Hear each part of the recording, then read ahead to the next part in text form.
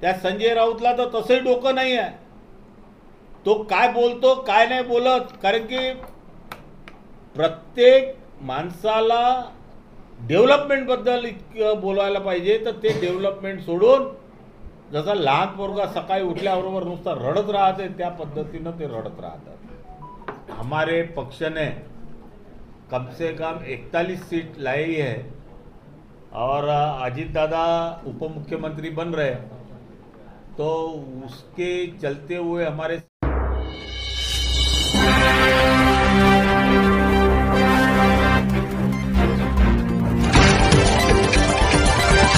सब पदाधिकारी हो गए, सब कार्यकर्ता हो गए, इनमें बहुत ज़्यादा जोश आ गया.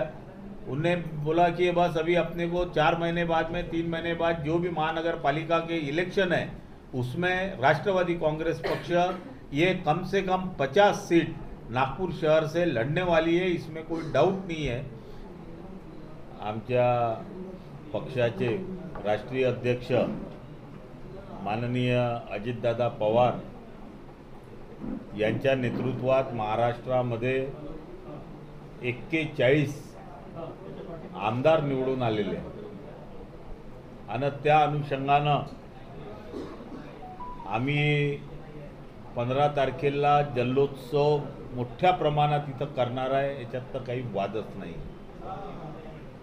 कारण की महाराष्ट्राच्या जनतेने ज्या पद्धतीनं अजितदादांना भरभरून मतदान केलं, का राष्ट्रवादी का वारसदार कौन, तो राष्ट्रवादीचा वारसदार हा ढाण्या वाघ अजितदादा पवार हे महाराष्ट्राच्या जनतेने सिद्ध करून दाखवलेलं.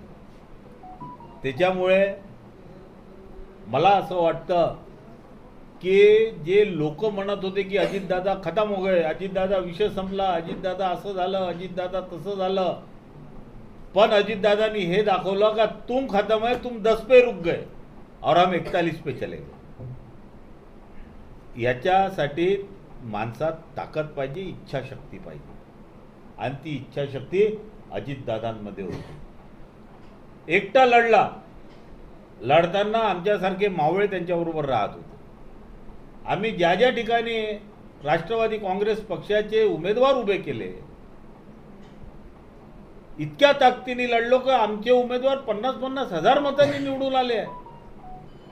आता हे जे ईव्हीएम बीव्हीएमच्या ह्या गोष्टी सांगून राहिले, ह्याच लोकांकडे मी मागील 5-10 वर्ष पहिले ईव्हीएम हटाव म्हणून मी स्वतः गेलेलो होतो.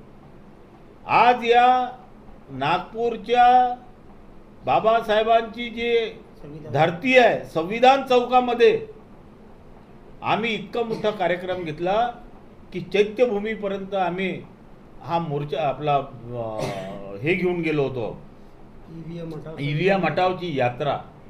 त्यावेळेस हे लोक कुठे झोपले होते, आणि आता म्हणतात की अजितदादा आणि बाकी महायुतीचे जे आमदार निवडून आले आहे हे मॅनेज करून निवडून आलेले आहे, हे ईव्हीएम मधून निवडून आलेले आहे. त्या संजय राऊतला तर तसंही डोकं नाही आहे. तो काय बोलतो काय नाही बोलत, कारण की प्रत्येक माणसाला डेव्हलपमेंटबद्दल इतकं बोलायला पाहिजे, तर ते डेव्हलपमेंट सोडून जसा लहान पोरगा सकाळी उठल्याबरोबर नुसता रडत राहते त्या पद्धतीनं ते रडत राहतात.